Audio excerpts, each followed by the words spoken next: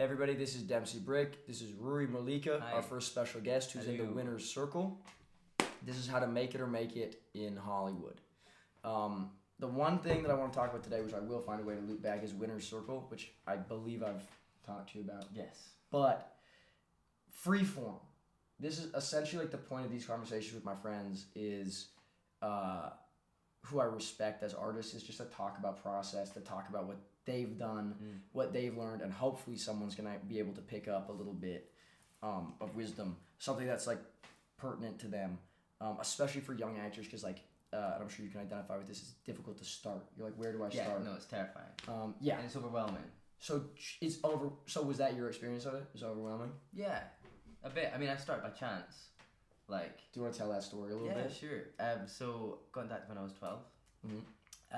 By accident, went to my first acting class in Edinburgh at Strange Town Youth Theatre in Edinburgh, because my friends were going.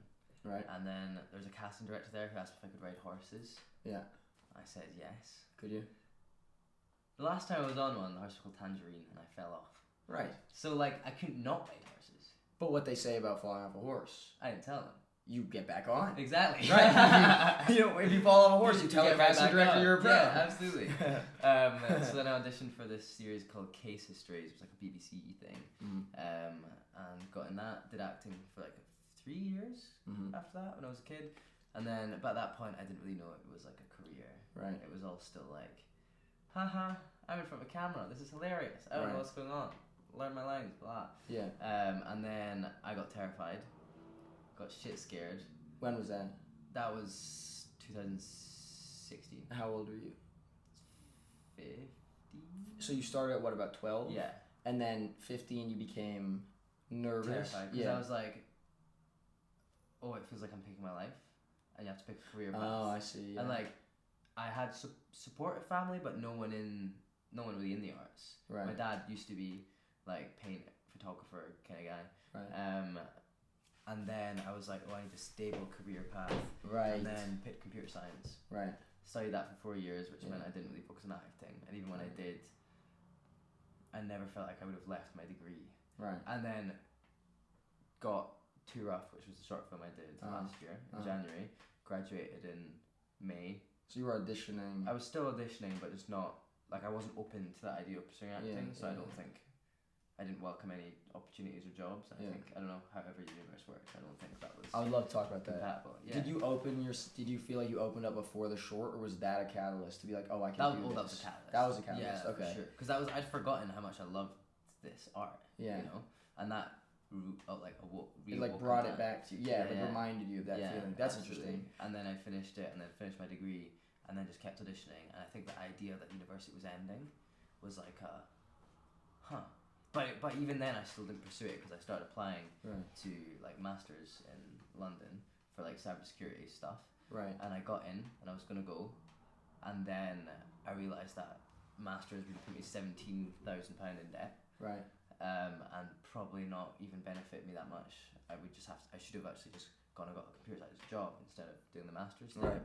But then I auditioned for Red Rose, which was that Netflix thing. Oh yeah, that's right.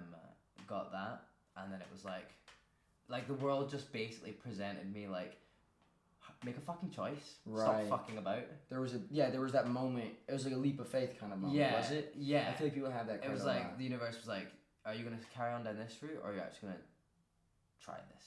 And what was the mentality in choosing to do that? Because I think this might be helpful. Maybe because I think that people, especially if they're beginning, or even if they're just like in a moment of doubt in their career, of being like, okay, what path do I take, or do I really commit to this? Because it feels overwhelming. So what was your mentality around that? Because I'm not even saying that's the right decision for some people. Some people it's not. Some people it is. But like, what was it was the right decision for you, obviously. Oh, absolutely. What was your thought process to be like, okay, I'm going to do that thing? I talked to a lot of people. Yeah. Granted, there were a lot of people I talked to that wanted like the safe route, and they were like, no, don't give up doing this masters at this like good university to do acting. Right. And I was like, okay, cool, but I mean, like, I feel like if you talk to enough people, eventually you kind of know what you want. Right, it's like flipping a coin. Yeah, exactly, like flipping a coin. Which is, if you flip a coin, even if it doesn't land on the thing, you kind of know in the air what. Because if you want it tails and it lands on heads, you're like, I want tails. Yeah. So It it was was the same thing. Yeah, it was exactly like that. I flipped a giant coin for a month. Right. And then finally 15,000 coins. Yeah. You And I tallied it up. No, I didn't. tallied it up and then scrapped it. So I go to acting. But it was kind of like that moment of like, if I don't do this now, I probably will never do it based on the career trajectory of computer science stuff. Right. But it didn't feel that way with computer science. You were like, if I do acting, it doesn't necessarily mean that I'm not going to go into computer science later. Or did it? No. Like, ideally, I wouldn't. Yeah, of course. But right. like when I started the Netflix thing, I had in mind that I would keep up with computer science stuff, and I'd be doing like cybersecurity certifications on the side just in case. Right. But then I realized really quickly, like, why the fuck would I focus energy in that part when I can focus all my energy? I had the exact same moment. That's really strange. When did you have that? When I was in school for business, and then I may have told you this. I watched the movie Whiplash. My mom called me, and she was using it like a cautionary tale. She's like, "See this movie? You remind me of that main character." And she was trying to say like, "You better check yourself before you like this is too much. You're too intense. Like just chill out." But I saw it and I was blown away. And obviously he had like this one track mind. He was bent on this one thing. Yeah, driven very. And it was one thing to the exclusion of everything else. That was the phrase my mom said. So Dempsey, you have to do one thing to the exclusion of everything else. She was saying, open your horizons a bit. But at that time, my plan was to do exactly what you're saying.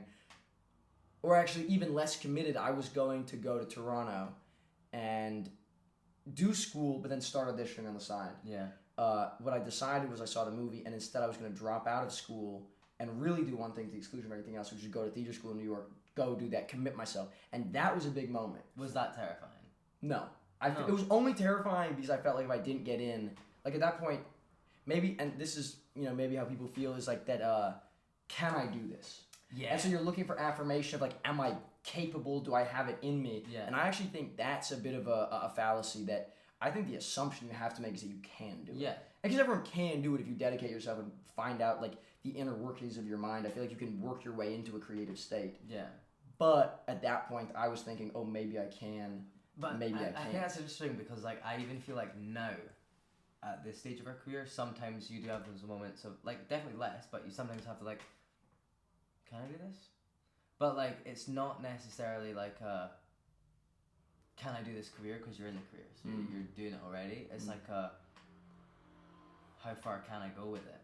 But then like you adjust the way you think about everything so that it's not about the idea of that. It's about like the work and it's about the projects. And if you just focus on like the actual creative side and the art of it, then you completely disregard all the other parts. And if you focus on the art and like doing good self tapes and constantly making sure you're learning and keeping up to date with things, then like all the other stuff just happens by itself. Because you're not in control of that. Right. Like that was one of the biggest realizations I ever had was when like at the start of the Red Rose thing, like I wasn't like a huge character in it, but in my head, when that comes out, it will still lose something for my career. Yeah.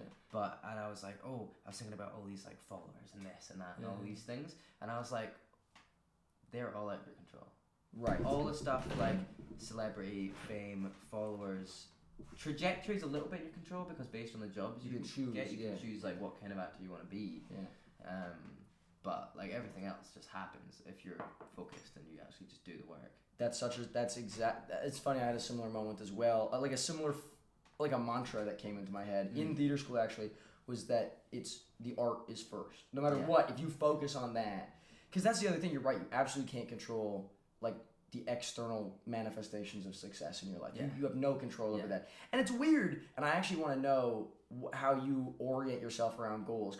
You talked briefly about law of attraction. I do think that you can set things and manifest them, but having the art as at the forefront of your focus, I feel like that is what you can control. Yeah. And I was saying this last podcast, it's just directly proportional. I mean, it comes in fits and starts. Growth comes in fits and starts, but it's directly proportional to the time you spend doing it. Yeah. So if someone, and that was like my first piece of advice, is if you want to get good at acting, do it as much as you can. And I think that's right on the money. It's really aligned with that, the thought that you just shared, which was, just focus on the art, do the best that you could possibly do, and the rest will come. So okay, what were you going to say? And I'll ask the question I was going to say, like, even now, like, I'll be auditioning for some stuff and be like, that'd be great because that's good money and that's a big organization and that's like Paramount or like this kind of thing. and then I always have to be like, okay, no, do I like the character? Right. Do I like the work? That's the most important part. Because it is, I mean, being self-employed and stuff is scary. Yeah, it is. So like, scary, it is really difficult. Really easy to slip into that mindset of like, I like this job, but maybe only like it because you know it's going to pay well and you know it's going to be secure. Right. You know it's options, so you're going to have like 4 years of job security. Right. Oh my god, that sounds amazing. Right. But then like, will you get to the second year and be like, oh my god, why the fuck did I sign up for something like that? Yeah. Well, first, yes, there's always. This is something I learned. Like, and I'm learning it again and again. Like, I feel like that's the other thing in this, in anything in life, is like you learn a lesson, you think you've got it, and then it comes back later, and you're like, I thought I fucking learned this. But The Silence was coming out, and something else was happening. I was going off to shoot my first lead in a show, and this movie that was on Netflix was coming out, and it was the day, like, both happened simultaneously, and yet I still had, like, a panic attack, and I was like, there was always something else there will always be something to worry about. Oh, yeah. And so being a freelance worker and a freelance artist, it's just highlighted. But I think that always exists for everybody. And I think something I just read recently, which was interesting as well, is to embrace chaos. And the idea of being fixed in anything is going to be your downfall. You know, even if you're successful now and you're approaching it in a certain way, or you're approaching your craft in a certain way, if you don't alter your craft and your process and the outcome, then it just gets stagnant. Yeah, and people get used to it. It's boring. Yeah. So that thing about stability, you know, it's funny also, my friend gave me some really good advice, 2 different things, which was why there was a period in time when I was waiting on a job that I thought I was going to get, but I was still like waiting, and it was like tearing me up inside. I was like, oh my god. And then you get every phone call you get, you're like, oh Yeah. shit, sorry, I thought you were my agent. Yeah, yes. Yeah. Oh my god. I remember throwing my phone. My dad called me. He's like, hey, love you. And I was like, you asshole! Fuck you for loving me! Don't you know that I'm waiting for a call? I don't want to hear I love you. I want to hear you got the job. Yeah. He's like, you're gonna get it. I'm like, really? Do you know that? He's like, well, I'm just being optimistic. Fuck you!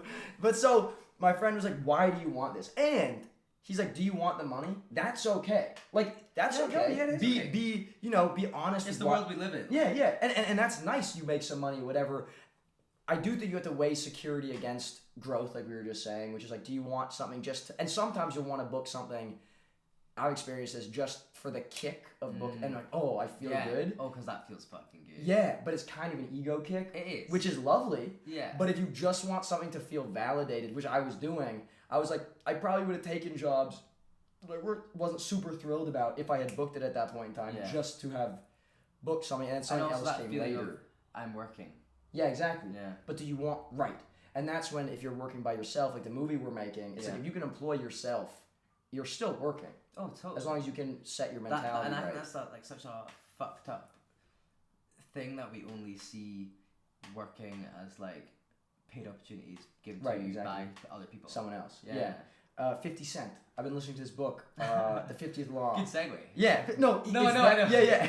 No, this is the 5th time I just started today. I was like, 50 Cent. 50 Cent. And then it has nothing to do with where I'm going to go. No. It's like an wasn't even exclamation. about 50 Cent. You just said 50 Cent. I'm just trying to get him to watch it. You know what I mean? I've got an idea for 50. They're talking about like the hustler mentality. Obviously, he grew up selling drugs. This is not a big secret I'm revealing. It's just common knowledge. And they're talking about the mentality on the street, which is very much like you have to make something happen yourself. And he had resistance from the record labels because he got shot right before his album was supposed to release. So everybody dropped him, and they said, you won't make a thing for 2 years at the minimum. Even though he was talented and he already had a deal, they were like, it's just bad business right now. Got put on like blacklist. Exactly. He was blacklisted by everybody. This label dropped him, and nobody else wanted to touch him because he got shot. And thought it was bad for business, and he decided instead to make his own mixtape, and he self-promoted, put it out. It became very popular on the streets of New York, like all around it was playing, started to get playing on the radio, and then it catapulted him back to success. And it was the idea that I'm going to do it myself, and that's very helpful for actors, because it's so, one of the most disheartening things can be you feel dependent.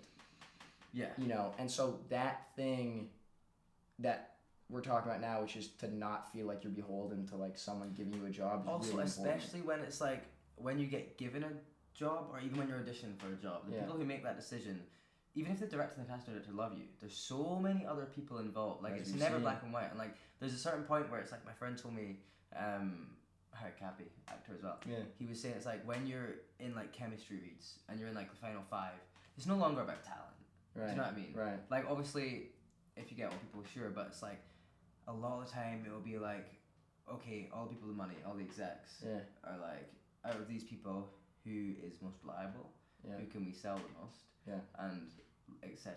Right. Do you know what I mean? Yeah, 100%. I heard some really good advice actually that was similar to that when I was first starting coming out of theater school, and one of my dad's friends was very successful. He was like playing a superhero and stuff, and he was kind and he took a call from me, and he gave me some advice, and it was basically, when you're going into an audition, it's a business meeting. You are being a heightened version of yourself, and you're being kind. Yeah. And that's it. Yeah. Do we like this person? And like, perhaps he was being simplistic, and perhaps that is simplistic, but like, I think that's huge too, is like where you go in, you're like, oh, is this person confident? Yeah. And can we work with them? Yeah. And then the other things, you're right, it's fucking, you don't know why. Yeah. I heard a development executive told me once that they'll look at the shape of people's faces. So if it's an ensemble and you have a more triangular face, then you have a square face and a rounder face, she'll look at the silhouettes. Whoa. And I just thought, that's the shape of my face, the shape of my face. Yeah, totally. Take it or leave it. Yeah, exactly. What So do you want? I think that's a good mentality too, to realize that like it's not really on you. Yeah. At a certain point. Yeah, yeah. Obviously at the beginning, like, you want to do the best tape you can, or best first edition you can, make an impression. Yeah. So if you made an impression and you've done like a good recall, they like you. If Right. you're in like the chemistry stage, or like being pinned for something, they like you. They like you enough to actually be like, you could play this part. Right. Is then it's all just the Mixing and matching other things, people. sending it out to all these other people, blah blah blah blah. Yeah.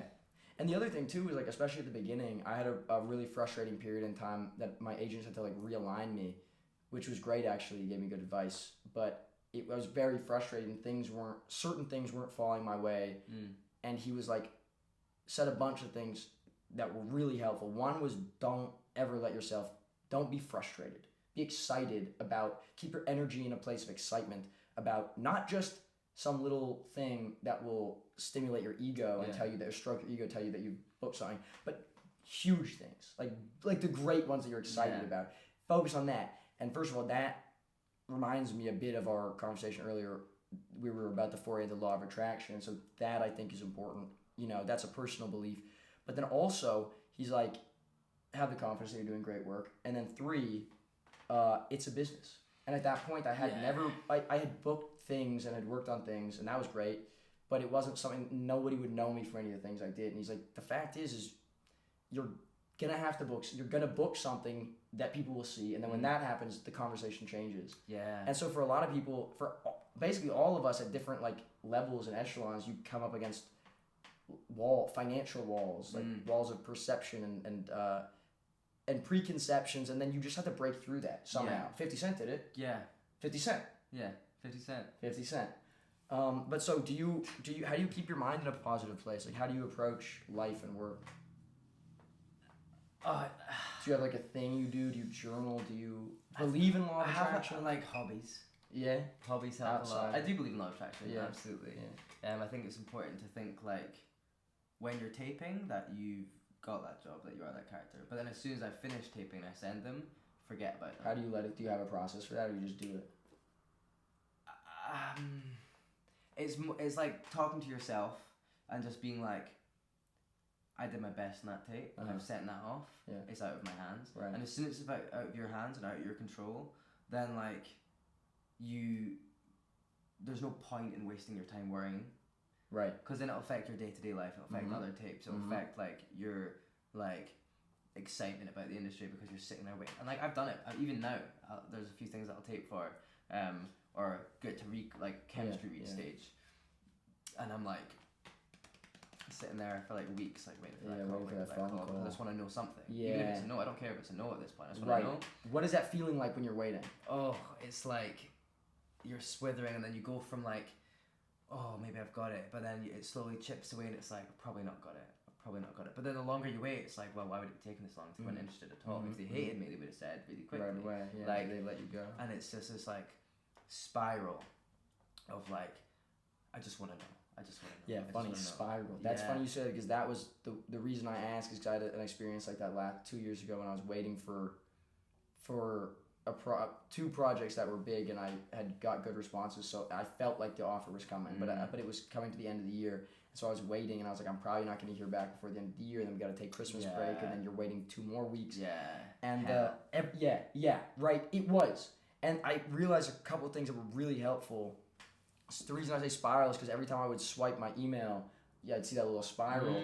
But I noticed to myself, and I started to like investigate my own emotional response to things, and the way I was holding myself was that I was nervous every time that the spiral came up. I was like, oh, this is gonna be bad news. And I realized, okay, let me flip that. So now every time, because that was the thing, it was hell. I was dreading every day this tension of, am I gonna get it? And then I realized that feeling is the exact same as excitement.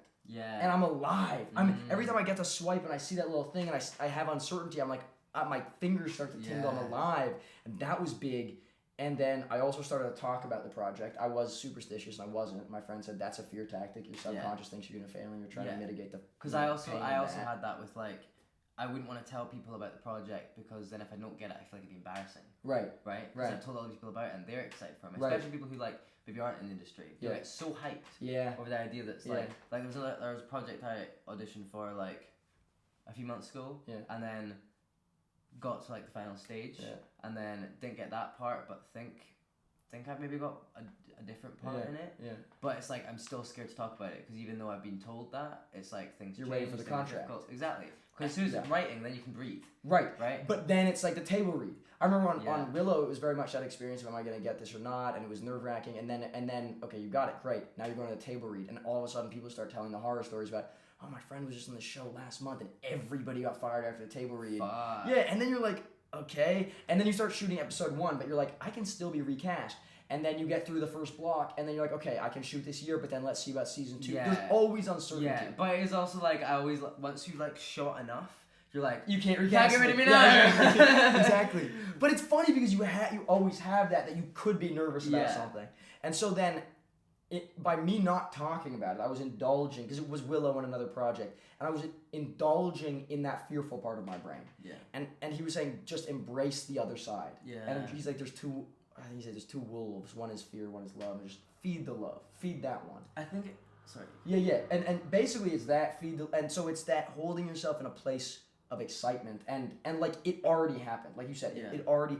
And this connects to what my friend had said earlier about why do you want a project? Write down the reasons you do. Career boost, that's all of its value. You love the character, money, whatever it is, doesn't matter. Put it down. That's all good. There's no reason to judge it. And then live as if you've already booked it. I started doing that on Willow. I was working out and like just preparing before I booked it. Because that pays even for the feature I'm doing in October. I did so much prep and rehearsal, and like when I was talking to my agent, when it came down to it, it was me and someone else, final 2, the director knowing how much I'd already prepped for it, and I found that so impressive or admirable that I'd like started putting work into something that I hadn't even got yet. And it's just like a testament to like how much harder you will work. That was inspirational, 100%, and that was inspirational hearing you do that. Do you want to? What were you doing to prep? Like, what was that like for you before you had booked it? There was like I'd had like a few meetings with the director anyway. We talked about the character, and like the character is a writer. There's lots of literary references in the script. So I was talking to him about the director, what he was reading and watching while he was writing the script. And he told me he was reading this book called City of Night by John Ritchie, and watching a film called like La Noz Amor or something, French film. I've not watched it yet, but the book City of Night, and also Outsider or Stranger by Albert Camus. So I sat. It was like the chemistry read was in like 2-3 days, and I just had this call to like talk about what was going to happen. And I sat up like so late at night with highlighter, going through this book, like finding everything that related to the character, to the point where like he could ask me a question about the character and I'd know it inside and out. And like I turned up like, this is gonna sound so like corny, but I turned up even though I didn't take the books out of my bag, I turned up with the books in my bag. And like when we were walking between shooting the like chemistry read scenes, I'd bring up the book and talk about the character and like ask more about it, and like I don't know, it was like that stuff. Right. And it's okay. a couple things. Was there a part of you that had planned to bring the book? Were you like, this could be a good tool in connecting? Like, if he sees me having the book? Yeah, but it was less of that, and it was more of like I got these books, I've read them. Right. I feel like they are part of the character, so bringing them actually brought me closer to the character anyway. Right. And it would have been too much if I'd taken them all out and put them on the table. Right, you try, then it's and like, been like, look, yeah. Look, I've read this, like, do you know what I mean? Right, it kind of devalues you, like, okay, exactly. you're obviously trying to impress me. Whereas more like I'm quite sentimental. Like, I'll bring stuff to auditions. Like, I'll always wear, like, like, right now, these are my lucky socks. Oh, I see, because we did an audition today. And, like, especially for, like, recalls and, like, stuff in person, I'll always bring, like, I always try to remember lucky socks. Those socks. Is it super would it throw you off if you didn't have them? No. No, okay, no, that's good. But it's just when I do have the things, I feel like someone else is rooting for me, not just me. Which is weird. Oh no, that's not weird. That's great. That's. I hope this is recording. Let me see. Yeah, let's just check. Because that. It is. Yes, good. Okay, good. That there. Someone else. So someone gave me advice, which is if you ever want to not be nervous, it's impossible to be nervous if you're doing it for someone else. If you're doing it for someone you love, and if you're like, I'm doing this, it just goes away. Now I also wanted to say, okay, did you feel like it influenced you in any conscious way, what you read, or was it perhaps just in there subconsciously? So, I sometimes have this tricky thing, right? So, like, I have, like, a bunch of those books for research, and, like, do I read them as Ruaridh, or do I read them as the character? What did you do? I'd read them half and half. Right. So, like, I'd be like, oh, let's try and read it as Ruaridh, and then I'll see a quote about the character, and then I'll get into the head of the character and I'm like, I relate to that. I relate to that. I relate to that. But then it's difficult because I'll be when I'm reading it as Ruaridh, I'll highlight things that aren't related to the character. Yeah, you know, it's interesting. That's fucking fascinating though, is because you're also like, I'm projecting a little bit. Tell me if I'm off base, but sometimes I'm like in prep, you don't know if what you're doing is necessary. Yeah, no, not. But it. And that's a difficult thing too, is like you could work a lot on something, you could work not a lot on something, and it kind of sometimes is like, well, it's what happens between action and cut. Yeah. But then you just do it because it feels right. And also, like, for example, Witness Number 3, that was like, I did so much character research for that because he was like a 16-year-old like gangster who grew up in a really rough part of the place. Like, I needed to like understand that before I like became that. Yeah. And even though like I didn't actively like say or think about my research once when I was shooting. Right. I would read it before I film. I'd sit and I'd read through my like diary of all the shit I wrote, the interviews I did with people, maybe like look at quotes from books. But like it's there and it's like somewhere behind. But like it's still in your head, but it's somewhere behind. It's like you've built a foundation, and then when you go for it, it's almost like a subconscious thing. Like you've done the prep, and you don't have to think about the prep when you're in it, which is weird, right? And if it's weird. Yeah, it is weird in that it's also like you did so much. It's like a different part of your psyche. Yeah. Performing or being in that experience of shooting versus the prep, because there's also like I think there's a part where it's like I know I saw this in acting school a lot where people would do a lot of homework but didn't want to show the homework. Like want to show, and it's like ostensibly it shouldn't look like you've done any research at all. Yeah. But you've done, and the other thing too is. It's fun to do. That's the other thing is like you read those books that you might not have read otherwise. Yeah. And so I was gonna say for auditions or whatever, it's like an opportunity. Any character is an opportunity to sharpen your instrument and also to discover something about humanity or something that might come back later anyway. Yeah. So it's like on one hand, I see a real value in not over preparing in the sense that you kind of let fly and that looseness can be good. Yeah. But that's what you're saying about letting go. Yeah. So it's like do the prep, but then find that looseness anyway. Yeah, absolutely. Because then if you're like stuck in like this mind of prep, then how can you be there? Right. Because you're like still in your prep. Right. Which exactly. Doesn't make any sense. And it's different, and prep is different every time. It's like necessarily different. You couldn't do it the same if you wanted to. And that's another thing. It's also so weird because all this advice is so dependent on the thing you're doing. But I suppose the best, maybe a good way to approach prep is that you're doing it because it's fun. Yeah. And also, like, I know people that don't do crazy amounts of prep. No, for sure. They don't need to. They don't want to. Right. And like, there's definitely like for Red Rose, I didn't do a crazy amount of prep. Yeah. Whereas number 3, I did because I felt like I had to. That was my first lead. I wanted to fucking dive into it. Right. This feature, I did because it was like, I don't know. I feel like I wanted to. You wanted to. Felt like, right. I feel like I got the job. I don't feel like I got the job necessarily because of my prep. I think that showed my like work ethic. Yeah. But like, I feel like I could do it without this prep, but I just feel like I wouldn't be there in the same way. Right, and it felt right. Basically, was that okay? So was that a gut? Where did that come from? Was it just like an intuitive thing? You're like, I kind of want to do that. Yeah, that came from like reading the material. Yeah. And the character, and like that script. Whenever it gets to the end, I like literally tear up. Right. And like it's a happy script. Yeah. No, I feel I've had similar experiences with that where you're like, oh, that just destroys me. Yeah. Like, you don't have to do anything. You just know totally. That's. And like, I finished it and I was like, fuck, I really want to be this person. I really want to play this character. And then it was like that. Like, it was an obsession. I did become obsessed, and that's I think, like, I feel like most creatives and actors, we can get very obsessed. Yeah, and like that's good. If you can obsess for like a little bit of time into your prep, that's great. But then you don't want to obsess too much on like a first audition, because then if you obsess that much, then you can get let down. Right. You know what I mean? That's really interesting. You obsessed. Again, I'm projecting because I'm also connecting this to another story that I was going to tell earlier, and this loops in perfectly. Obsessing, but embracing it. Being like, I want to obsess about this. Yeah. It's not I'm not obsessing. We go, oh fuck, I shouldn't obsess. And then it was just like, no, I want to just dive in. Recently I was fascinated by Eminem. There was something, I saw a photo and I was like, I think I could look like that. I think that if I don't even know. I was doing. You totally could look like that. Sort of like, if I like shaved my head and I started like looking at. I don't even know this. I haven't done this in a minute, but. He started. I started working on how does he sound and how does he move and what is his, and just because I wanted to. And every audition for the next 3-4 auditions, I was Eminem. Like, that's hilarious. Oh, and you know what's crazy is that I have this realization. I'm like, I want to play Eminem. Like, I want to play Eminem. I want to learn to do that. Like, there was just something interesting about him. And I love his music. And then the next audition that I got notes from casting.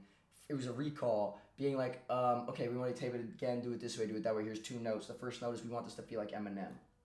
What? Can you believe that? Fuck? So I started just that day being like, you know what? I am going to play Eminem, but I'm not just going to wait to do that. I'm going to do it. I'm going to learn. I'm going to go now. I was doing it all day. And then that night, I got the thing. And so that's that sort of... That's weird. Yeah, the manifestation thing. And so then... this loops in also to the story, which is that you were obsessed, but you wanted to be. I was obsessed, but I wanted to be. Yeah. And I liked that. And then I remember this story that my friend told me about his girlfriend who booked a lead on a big show. It was her first big show. And she went to recalls in LA, and then she came home to New York, and they said, we have to tell you within 2 weeks. They were contractually obliged to let them all know within 2 weeks that they booked it. Yeah. So every single day for the next 2 weeks, she's checking the phone. She's waiting by the phone. Damn. Yeah, and then on the final day, she gets her call being like, everybody loves you. One producer needs to see something else. Within the next 2 hours, can you get us another tape? Wow. So she did it, booked it, immediately. Yeah. But when I was doing this thing about like Willow and this other project, and I was like, okay, I'm kind of like, I don't really want to talk about either of them and this and that. And then I was like, fuck, like I don't want to keep checking my shit.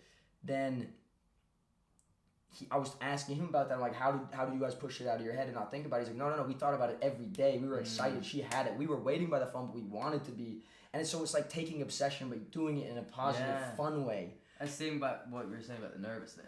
About nervousness. So like taking the nervousness. Right. Yeah. Exactly. Excitement. Exactly. Yeah. And it's like, why would you not obsess about it?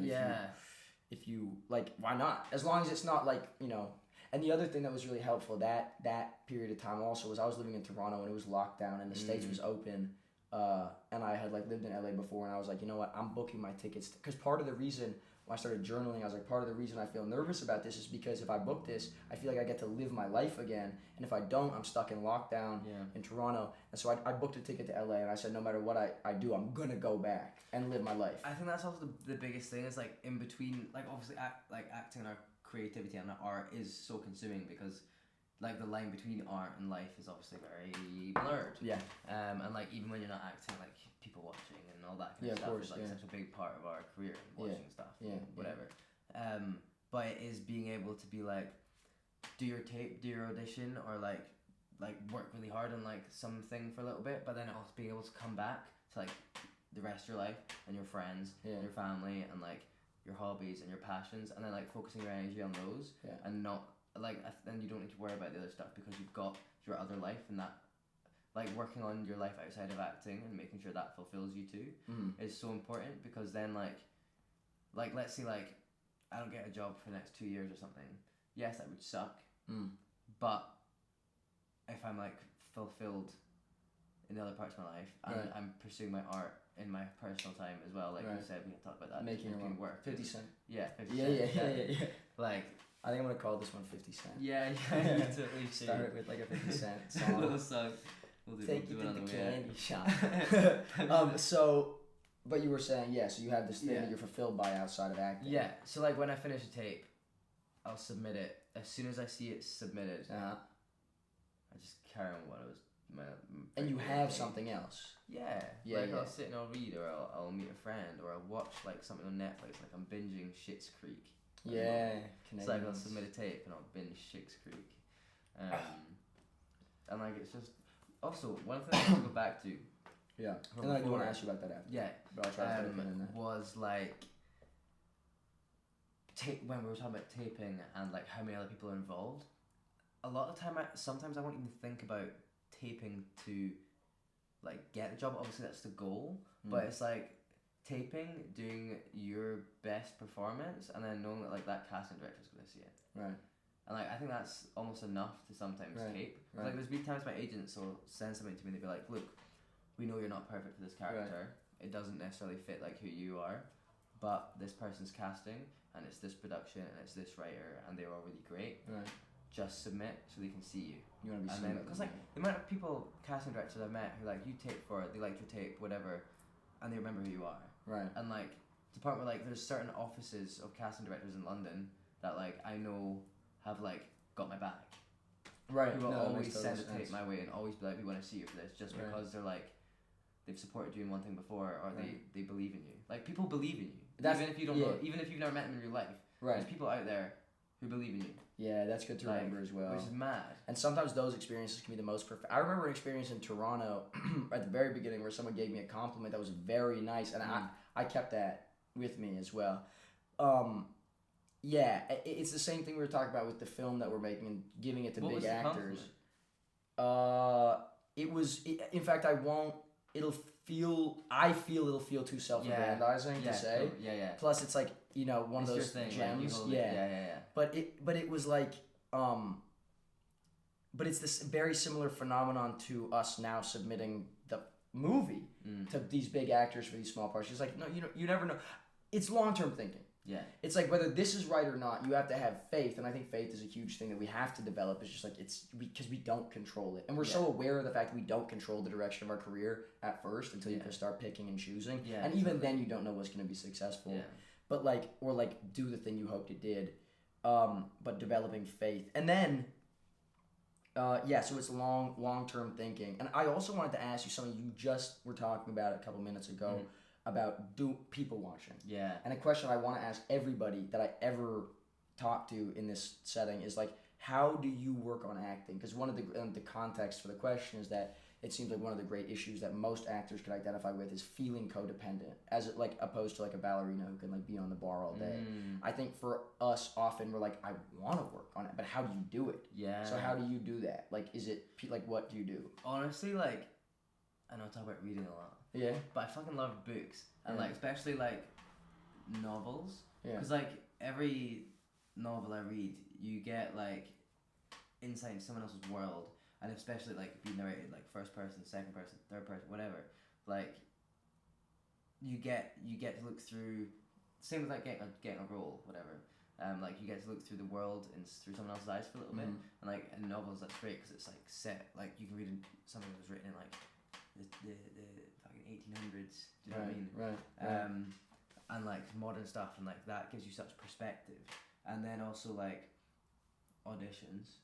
And also, it's like I'll look up monologues all the time, Yeah. or like scenes and stuff, and I'll read all the characters.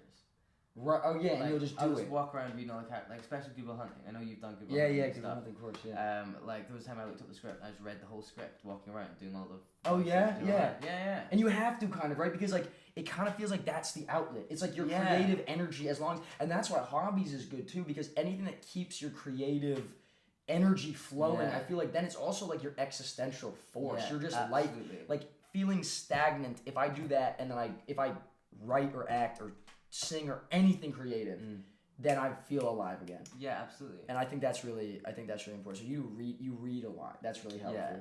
Is it difficult to, sometimes I'm like, oh, I'm people watching, but I'm not acting. Like acting to me, I'm like, oh, I gotta have lines and act with somebody. You know what I mean? Yeah, I do know what you mean, and that's why I do think like auditions and self tapes are really important. But then also like I want to get into more like doing acting class, just because then that's even more real and it's happening. And it's like, I guess people watching and like that kind of thing is the same as like if you're trying to learn a script and you don't recite it out loud. Do you know what I mean? Like, how do you mean? Like, so if you're reading lines to learn or something, rather than like saying your lines out loud to learn them, you're just sitting in your head reading them over and over again, and like not saying anything out loud. I feel like reading books and people watching is that kind of like internal learning and prep. If that makes sense. Whereas like doing a scene with someone, going to an acting class, sitting, doing accents around your house, doing monologues by yourself, reading out scripts out loud is like a much more like it happening. Yeah. How do you feel about acting in a mirror? Okay, so my first experience of that was always just people in school being like, never act in a mirror, never act in a mirror. But I mean, it's context, like everything is context dependent. So there's certain things where I've been in a mirror to investigate physicality of something. If I'm like, oh, actually, I'm gonna throw something to you here as well. This reminds me of something. But so the physicality of someone, or like, you know, like I feel like there's also so much more to acting than we are exposed to in America, or that was exposed to in America. It's very, I feel like it's very success oriented, and it's like in the philosophy that it's you know, as the character, it's you. Here's your level of talent, go book stuff and work. And then I went to like a short course here on animal studies, and ever since then I've been pretty aware. I try to be aware also of people's body language and like what that says about someone. And there's so much you can do. Because was it you who showed me all the different ways you could hold a cigarette?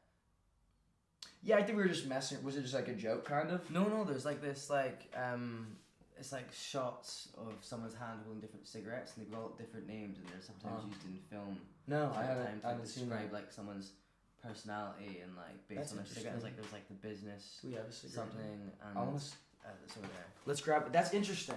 That's really interesting. I don't remember like what ones were what. But even just for us to feel there are two here. The pack's just over there. I guess I'm not gonna edit this out. So if you have anything you want to say while I'm running. No, I need to pee.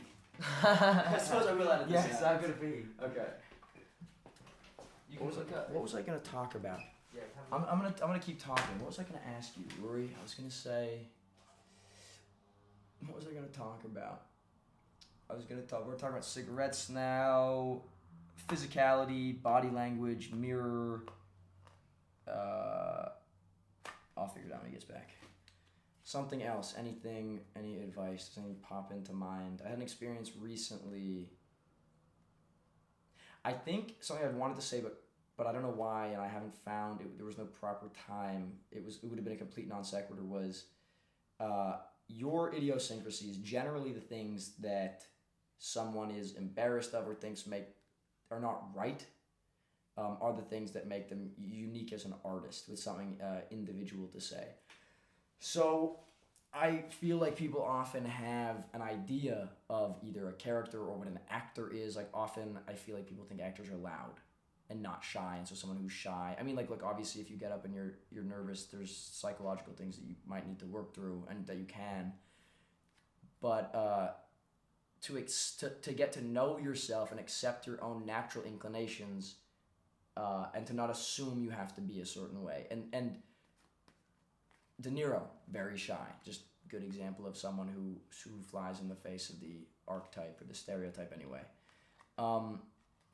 That's another thing you can do though. Look at physicality and find characters and learn different voices, become malleable as your instrument. Let like develop a agency over your own instrument.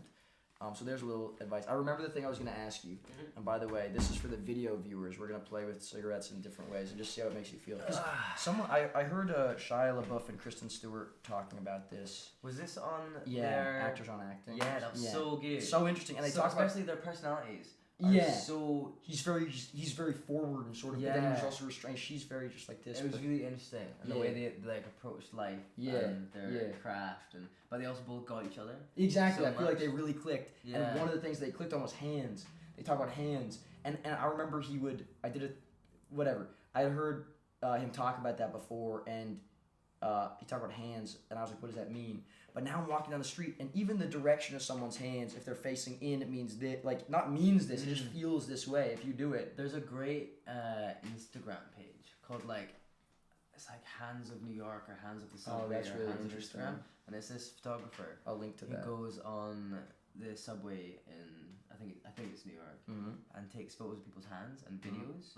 And there's, loads of amazing situations where it's people, there's a selection where it's just prayer beads is the theme, and it's everyone's either come from something or got something on their minds or going to something that they need their prayer beads for that moment, or there's ones of people holding hands, and it's just so nice, and you can tell so much by these people's hands. Right. I mean, I love that. I love that because there is a psychological element to acting, and you don't know if you're right. But you can look at someone and see something. Like if you look even at our body language, my legs are tucked back a little bit, yours are crossed and straight out. Yeah. And it's how are we holding ourselves? What's our posture? On the subway, I'll watch people often. It's they've pulled their back to their legs. I remember, bag in between their legs, a bit protective. I noticed someone who was fixing their hair, but they'd only do it with a couple fingers so gently. And I was like, oh, that person is very conscious of their hair, and they don't want to mess it up. Because they've done it so intensely before, they know they've got it right, but it's just slightly. Yeah, and it was almost subconscious, but you could feel. And that's the thing is if in a script they're fix his hair, you could do that a million ways. You could fuck. But based on your identification of the character. What we do. Also, one interesting is for the people who are on video, is based on the way we're sitting and chilling, could they tell that this is my apartment? Oh, I wonder. Or yours? I wonder what else I could tell. That'd be interesting. Yeah. That would be interesting to see what people... But, I mean, you could do that with this podcast now. You could do that with any podcast about seeing people's genuine... And that's the other thing is there's always something true. Even if someone's acting, right? Even if you're on stage, you don't even like that person's acting. There's something in them that's truly expressing something honest, despite how much... And I feel like that is acting at its... I mean, this is an oversimplification, but at its best is revelation as opposed to, putting on a mask. Is, taking it off. Yeah. And so, I mean, that's why I love Ryan Gosling in Drive, is because, he's just, one of the reasons he's just letting you in. There's no, it doesn't feel like there's any artifice. I've not seen Drive. It's so good. It's so good. I wonder if by the end of this conversation you'll have one movie that pops up that if someone could watch it. We've talked about Whiplash and Drive. I wonder if there's one for you that you could be this is the movie that someone should watch. For me, my favorite film is Nomadland with Francis. Really? I haven't seen that. Dude, it's I don't know if it's because she reminded me of my mother in it. Oh, does she? But it's the portrayal of loneliness is so part. A lot of the film is just her, and then she's all these other nomads that she meets, and they all have interactions, and they're in this more rural parts of America, and it was just it's one of those films where it's some people won't like it because not a lot happens. Right. But I just thought in those situations, not a lot is happening. Right. It is you grip onto the tiny little interactions and the tiny happy moments and the tiny moments of this. And I just thought also her performances are always incredible. She's my favorite actress. I think. Genuinely. Yeah, she's incredible. So okay, there you go. Nomadland. That's the recommendation for the podcast. The thing that I wanted to ask you about is talk about in the mirror. What was it? Finding characterization. It was having this thing. I'll try and bring myself back there because there was one specific one that I wanted to ask you. I think it might be gone. When would I have? Let me continue that conversation. Maybe it'll kick it back up, kick the dust back up. I was talking about having different physicalities for people, going in the mirror, finding that. Yeah, I don't know what that was. But anyway, I'll text it to you if I remember. Was it when we were talking about the hands? We were talking about the hands right before that. Right before that. Yeah. Anyway, well, because they say not to do it because it makes you self-conscious, right? Yeah. Or not even like. And it's planning your responses. Yeah, planning responses. Yeah, that's what it is. Because like if I see something in the mirror that I'm like, oh, that was class. I want to do that thing. I'm like, that was class. Yeah. Do you know what I mean? Yeah. Like, no, I'm not watching myself in the mirror like, You wow, look at you're yourself, good. Oh, who's that guy? Damn, I cast that. No, it's like you see something that you're like, oh, I believed my reaction to that. So then you like want to do it again, but as soon as you're in that mindset of recreating that reaction, you'll never do that reaction as perfectly again because it came naturally when you were doing it before. Right. Do you know what I mean? I do know what you mean. That's interesting is that it also has to kind of surprise you a bit too. Yeah. Like where it's not to do with you. I feel like the best acting is not to do with you. Yeah. It's about the other person. It's not, 100%. It's also about letting go. Like if you're looking at yourself in the mirror, like you said, you're only thinking about yourself. Right. And you're also not letting go because you're looking at how you're doing everything. But if you're with like acting is, I know everyone says it, it's all about listening and reacting.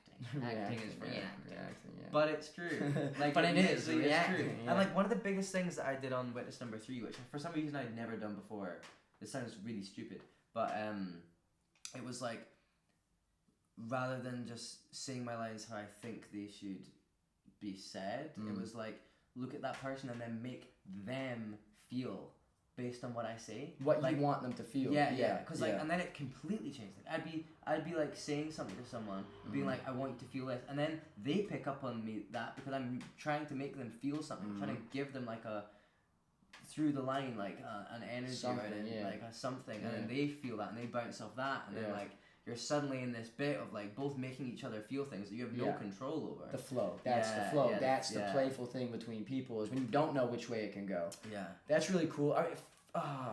Joaquin Phoenix talked about that in a podcast or something about his prep, and he's like, basically, I'll think of lots of different ways it could go, and then let it go, and it could go hopefully anyway. And that's the thing. And Shia talked about this, which was interesting in this theater workshop, gear shifting. And I feel like it's true in any art form. It's like you have this thing, okay, you've done that. Yeah. You felt, I'm going to be a little too calculated, perhaps. You wouldn't want to necessarily be like this in a prep, but let's say you've done this thing, you're pissed off, you're angry, you've yelled at someone. You don't want to yell the whole scene. Yeah. And I mean, that sounds calculated. You don't want to think about it in advance, but you just know that you kind of, there's different ways you can go with it. Yeah, and play, absolutely. And then that frees it up subconsciously, I think.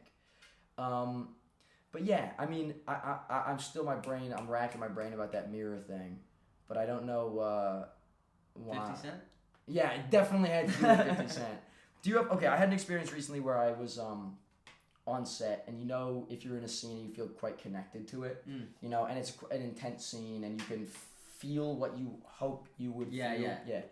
And then it was funny because then I'm standing on the mark, and I've sort of just, when you just know it's there, you just don't even really have to do anything. You're like, I'm connected to this. Like, I'm for whatever reason, I've got a connection. You just gotta open the gates. And you know that they're just like this. They're just open. And then it was like great doing that. And the second that we started filming, someone pulled up this massive fan. They had to switch around like the normal industrial fan, take it away because of where the camera was going to be placed. And someone brought out basically a small jet engine.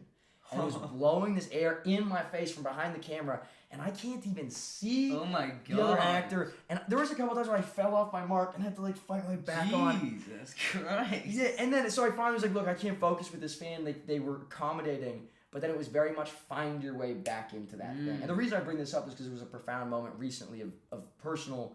I was going to throw something to you. That was what it was. What was it? Maybe it was this. Maybe it was this. Let's run with it. Because then I was like, okay, now I have to reorient myself. And I was taken out of whatever the portal felt like it had closed. I had to reapproach from a different angle. And so I went over and I was with these people who I felt very close to in between setups when I'm getting touches. And the love, I don't know if it was the love or the proximity to these people, but that safety. Vulnerability, safety perhaps, sort of opened the portal back up. And I'm curious, because I don't know what to take from that yet. There's certain things I'll take a note and be like, this thing happened. Just from you saying it, I take from it like when you're practicing or like you're rehearsing, or when you get into your head about a way to do something, you get like like set on like I'm gonna ace it because I'm gonna do it this way. I know I'm gonna do it this way. And then all that happened was like a tiny thing that you hadn't predetermined, which with a lot of acting you can't predetermine. You can't predetermine what's gonna happen on set a lot of the time. And even if it does exactly go how it is, like the director might come around and be like, try this. And if you're not able to just be like, okay, I'll try. Like you have to be malleable. Like, exactly. You know what I mean? Because like you weren't expecting a fucking jet engine in your face. You were given a jet engine. You're like, well, that fucks everything up. I don't know what to do. No one's setting with a jet engine on the sides. If you told me before, I could have prepped. If it's he looks, turns around, and then gets hit by a jet engine, I might have known what go home with a hairdryer in your face. Yeah, exactly. Like, in the mirror. Yeah. Like I think that looks pretty good.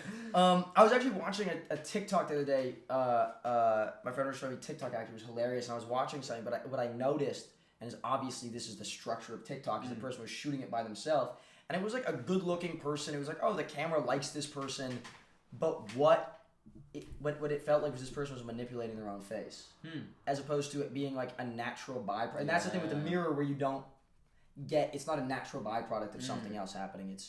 It's you manipulating your whatever you're doing. For physicality, it's nice because you can see how your body's moving, especially if you like have like an injury or something like that. Oh, this was what it was. Yes. I had to do a tape the other day where, because of it's so recent that I can't say exactly like what it did. I don't want to spoil this thing. Basically, I was in a situation where there was not oxygen in the room, and so it was very much like losing breath. The physicality coming in, and then the person's giving you a thing to breathe out of, and then like a mask, and then you're breathing. But then there's the mental reality of, okay, calm your heart because you want to use oxygen, and then take in as much as you can. And it was a very physical thing, physical reality that totally connected me to the work. What do you think? Can you find that? And the other thing is, something I wanted to say earlier, how do you, we always want someone to see us a certain way. Yeah. We're on camera or we're with other people or whatever. As Ruaridh and Dempsey, you want to be seen a certain way. How does your character want that character to see you? Because we try to be completely unselfconscious, it seems like, through acting schools, like get your attention on them. But it would be natural that you want to be perceived a certain way. And I feel like that's a nice key into like that. And like, sure, there might be a character where like they really don't care what other people think, but then also like, why do they not care what other people think? Right. Because they want people to not look at them like they don't care what they think about Right. And what are you doing instead of caring? Like today, you felt very on the edge. Like again, we won't speak to what that was, but you felt like it was just on the edge of your consciousness. You weren't completely in control of where your attention was going. Yeah. And then you have that, so now you don't have to be subconscious. You got another process. But so the thing was the physical reality, and I was like, how do you work that into a scene where you have enough oxygen? So you're not focused on the emotion. That becomes a byproduct of something physical. And I also remember being on set with an actor who told me that they would prepare the physicality of everything, of the emotion of everything. Like they would have to have panic attacks, and they're like, what is the physical reality of panic attacks? Your diaphragm is seizing, right? And so then they have that safety net. Yeah. But so now I've thrown it to you about that audition, and I still don't really know what to take. So the two things that I would love to hear your opinion on is that, and then also the standing near the people I love and that opening back up that portal. And if either of those make sense to you, like how you can approach those. They both do make sense. Yeah. I think that like the physicality and the oxygen one is really interesting. Yeah. And like I remember I read Michael Caine's like acting. What was it for actors? Blow the bloody doors off? Was that it? No, different. On acting? On acting. Yeah. And like he would always rehearse like not just the breathing of a scene, but he would rehearse like where he's gonna walk, and even if he was at home, he'd rearrange furniture to like do stuff how it would maybe be on set. Yeah. And like I did that for a little bit when I was reading that book, and I was also just like, unless it's like my house in the scene, right? And I wouldn't want to know where everything is. Like, do you know what I mean? And also like, I don't know. I like to let it happen more organically. Yeah, exactly. Yeah. But then like with the breathing thing, it's a really good point. Like I want to get better at that. Like for example, like crying in a scene. A lot of time, like, you know, there's that thing where your brain, like with like for example stress. If you wake up in the morning and you like check your phone about something and it's a stressful thing, then your instinct goes to this like, I'm stressed. And then but same in a scene, like you can convince your brain that the stress is real, because like what even is real stress? Like what even are these real? Everything's imagined anyway. Exactly, right? it's imagined anyway. So like when you're in a character enough, your brain doesn't know that you're not actually like in so much, you're in a lot of pain, or you're not actually like really sad. Do you know what I mean? Your brain, you still get into that like state. So it was like, I remember, I think it was Lucy who was telling me, it's like focus on how you would breathe if you were crying, and then just by initiating that, the breath of crying and that like difficultness, like the way you would normally, tricks your brain into think, oh, I'm crying now, so I will cry. Right. Like it becomes much less of a like, because I used to always like to cry for a scene. I'd think about like my shit and trauma and like that kind of stuff. So dangerous. I know Shia LaBeouf did that for a while. I think he does it. I think that's what he does. From what I understand, yeah. I don't know his mind, but like I think that's what. But like it's not like I wouldn't say that's healthy. I think it works, but I think like you shouldn't use that. Especially like I remember it was Tom Hanks. He was talking about it was on like the actors' roundtables. Yeah. He was talking about how like if you were doing a scene and you're in it and you're meant to cry and you're in character and you don't cry, you didn't cry and your character didn't cry. Right. And if you cry, you cry. Like if you and you don't cry, you don't cry. It shouldn't be like I think tears and crying is so overvalued. Yeah, it's fetishized. Exactly. When like being like happy or not crying or walking into like a terrible situation, having like a expressionless, shocked or like a happy, like it's so much more powerful than just crying. Crying is like a camera grab. Right. Well, first, okay, yeah. So many things that I want. That's so. Yeah. Like, no, this is very like I love this when you have like multiple things kicking off at once. First of all, not reacting can be so strong because they say acting is reacting, but there is something I saw in I think The Favorite, and it was maybe it was Olivia Colman or it might have been who was the other actor, not Emma Stone. Do you remember that? You know that? Okay. Rachel Weisz. Might have been her or Olivia Colman. And there was a scene where something happened and they're in the cart on outside and she realizes something. And she didn't react for a while. And what I realized in that moment is that that's holding tension. I realized from watching Coen brothers movies, they're masters of tension. It's like it hooks you immediately and that's what keeps the audience engaged, and good acting can do, especially spontaneous acting can do that. But in that situation, I don't know if she knew it consciously, but I recognized that her not reacting, no way I was going to look away until I saw that reaction. And so sometimes... Because then you're like, why are you not... Yeah, and what is it going to... There's uncertainty, and you're holding the audience in uncertainty, and then you give the... And I'm not sure if she did that consciously or if that was editing or what, but I love that. Yeah. And like, so like... I was going for that too. I don't even what does that mean? I don't know, I didn't want That's this. so funny. So Dermot Goggins, who did Witness Number 3, directed it, he loved like close-ups. Right. That like you wouldn't do much, but it would be like he just want people to be like, what are you thinking? Right. What are you thinking? So and then like almost like making people question what the thought is, or like that like kind of reaction thing.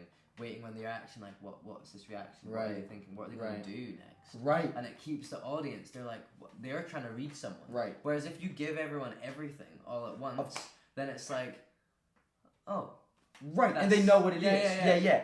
And okay, so first of all, Martin McDonagh talked about his writing process, and it was and I feel like you can sense this in his writing, and then also in the actors this way you can sense it too. But he's like, I don't know really where it's gonna go. I start writing it, and it presents itself, and that is one of the reasons why I just think he's a genius. But I think that reads. You don't know where it's gonna go. Anyone could die. Anything could happen, and so as an audience, it's a privilege because you're like, I'm really hooked because he didn't know where it was going. I don't know where it's going. Same with acting. Yeah. Now also fetishizing emotion, I think that's something that I've realized so much. And even on a project recently that I did, a director, I would go in and I think just an acting tendency. I would see a situation, it would feel heavy, and so I would imagine that was sort of how it's gonna be. It's heavy and it's heavy for my character, and then I'd come in and then. One thing that I give them so much credit for was very helpful was one of the notes they gave for certain scenes, and it opened my mind a bit, was like, no, you are fine. And also, you just need to make sure she's fine. Yeah. It's fine. Interesting. And I was like sad, and like obviously like that's I attributed it to the actor and me wanting to feel something and perhaps, whatever that impulse was to go that way, because we do have that, it is fetishized. Well, a lot of actors have it, I shouldn't, generalize. But that was huge for me because I was like, yeah, that is right. It's fine. And so much of life is like that. And then I started to really see that a lot of the actors who I and especially if you go to acting class, or you can see it in actors who you can tell when someone wants to be feeling, Yeah. you know? And even if it's true, it's like that was an intent, as opposed to what's a much stronger thing. Like, I think strength is undervalued and not taught in acting schools, about being like, I am, with the full strength of my being, going to impact change on somebody, like you said, like expressing something to somebody. And like, and I'll watch that now and I'll see people being like, you don't have to be sad. Yeah. You know what I mean? Like, this is strong.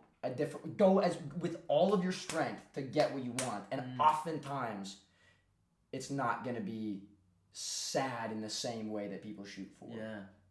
That was big, because I think people do that a lot. And it is also interesting if you get given like you said, like a scene that you interpret as sad, even if it is a really sad scene. Like, it'd be interesting to take a scene from a film that you know is a sad scene, was written to be a sad scene, and just not play it sad. Right. And just see what energy you get. That's an interesting activity. You know what I mean? I'm just gonna check this is still going. Yeah. Okay. Maybe we end it in. Maybe we do our outro now. Yeah. Because I think that it also, I don't want it to run out of space. We can also upload it somewhere. Anyway, okay. Last thing. Any takeaways? Anything that was very important, or anything that you still would like to say? Especially because I don't know who will be watching it, but it might be people who haven't started acting yet, or it might be people who don't know which way to go. Do you have anything that you want to leave people with? I think it, like, no matter what stage you're at, like, keep doing it for the art, and keep doing it regardless of booking. And especially, like, if you're at, like, I feel like it always feels like the hardest at the beginning, trying to get an agent, trying to get signed, trying to do that, because it feels like without an agent you can't get anywhere. Right. You can't work. work. Like they're the key to the magical door. Yeah. But then, like, I got friends who, like, they make a spotlight, and obviously spotlight costs money. If you don't have money, it makes it trickier as well. Right. But, like, you can always find, and it is ultimately like just making contacts, right? And like putting yourself forward for stuff, right. Even if you're a little bit disadvantaged without an agent, you're still out there as long as you believe in yourself and you work hard on the tape. Like, putting yourself out there is still the most important part. 100%. Even when you have an agent, you have to keep doing that. It's very easy to be like, well, now I've got a team who will do everything for me, and no one cares as much about you as you do. Yeah, and especially, like, I remember before. I remember this more differently because I got an agent when I was younger, but like, I feel like I've definitely got friends who look at like people with agents and they're like, oh, they're fine, they're sorry, they've got an agent. Yeah. Not at all. Yeah. Like, it is like, even like, for example, you, like, I feel like you're a few rungs in the ladder above where my career is at right now.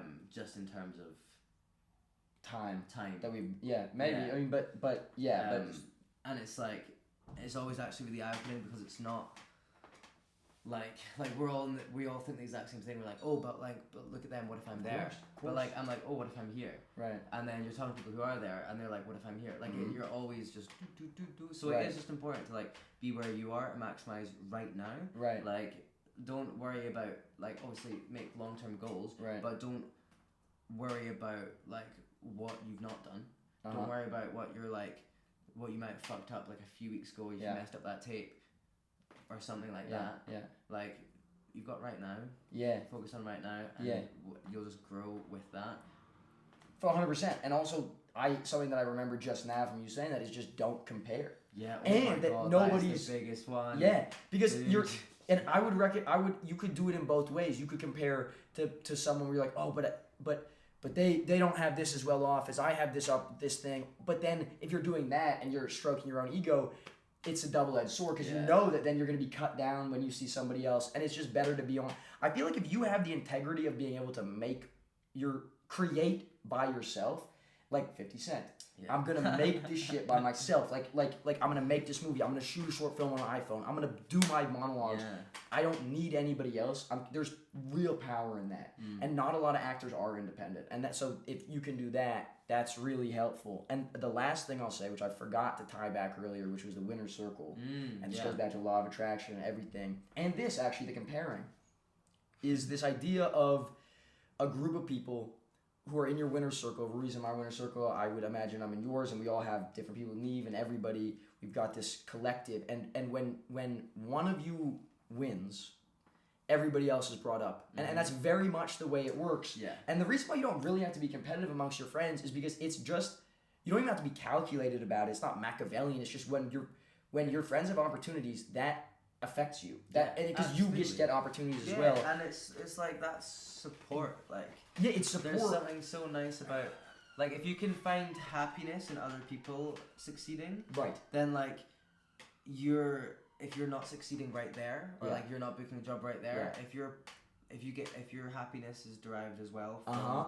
like, obviously you don't want all your happiness to be derived from other people, but if you can find happiness in other people's successes as well, then like everything's a little bit easier. Yes, this is exactly what I was going to say. I'm really glad you said that, because that's exactly what I was going to say about the winner's circles. Now you have this collective of people who very literally when you win, they win, and vice versa. But also we talked about law of attraction, and I started to think that if you hold yourself in a place of, started to feel, I suppose, that if you hold yourself in a place of excitement, that is those emotions that are brought back to you, or love or gratitude or whatever.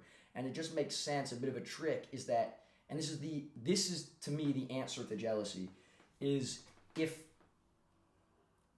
I remember when you booked this movie, and being in a place where you're like, and I know a lot of people felt this way, if you're very excited, and if you can go to your friends when they win, and you basically feel as if you just booked that thing, and it was, then you're also getting a boost of that emotion of gratitude and excitement and everything, and so it helps you too, absolutely. in a way, to be up, to be lifted, to be excited. And also motivates you. It does motivate you as well. So motivating. And you know that if your friends, that's why the winner's circle is so valuable, because you're feeling excited as if there's 5 of you, 10 of you out there winning, and now you're getting that much more excitement. Yeah. And it also does motivate you as well. And then the truth is also, when you look around and you see people booking this, booking that, you know that you're on that wavelength. You know that it's the same. Yeah. You know, you're on the same path.